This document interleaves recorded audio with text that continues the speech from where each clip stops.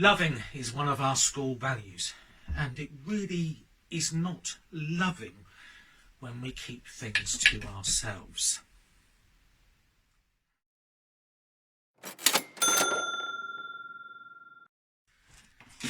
(10,010, 10,020, 10,030, 10,040, 10,045, 10,055, 10,065, and there's at least another 200 in there, I think.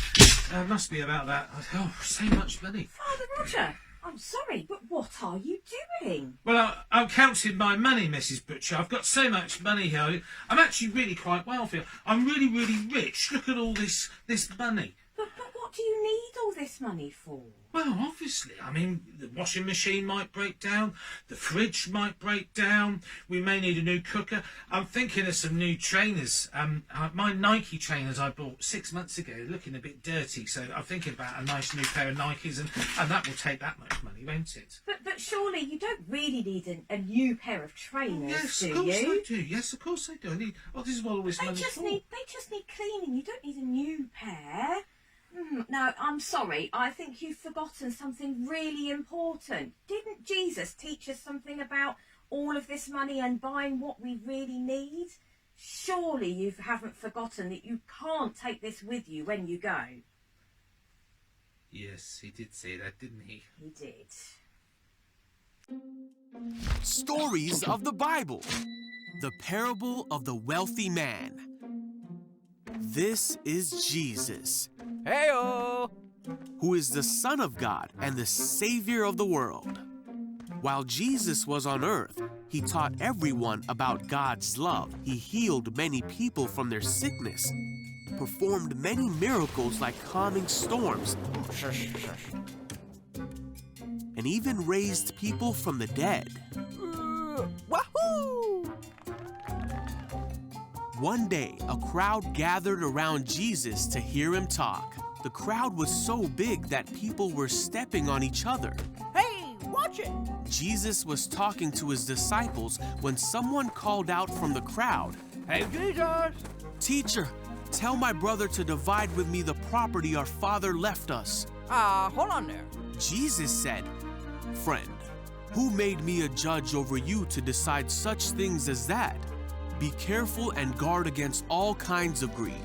A man's life is not measured by the many things he owns." Huh? Then he told them a story. A rich man had a fertile farm that produced fine crops.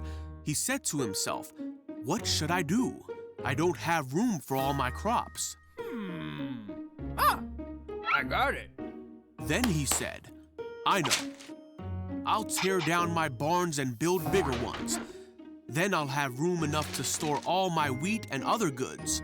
And I'll sit back and say to myself, 'My friend, you have enough stored away for years to come. Now take it easy. Eat, drink, and be merry.'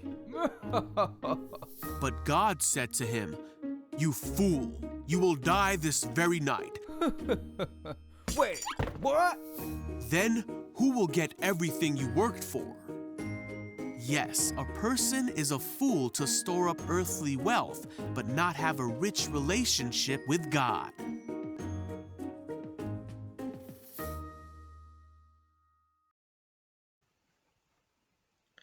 Let us pray. Heavenly Father,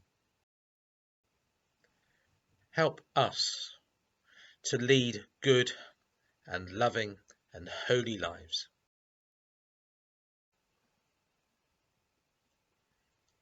Help us to be better people,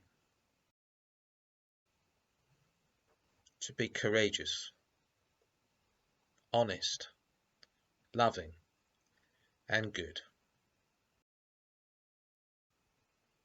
We ask this through the name of our Saviour Jesus Christ. Amen.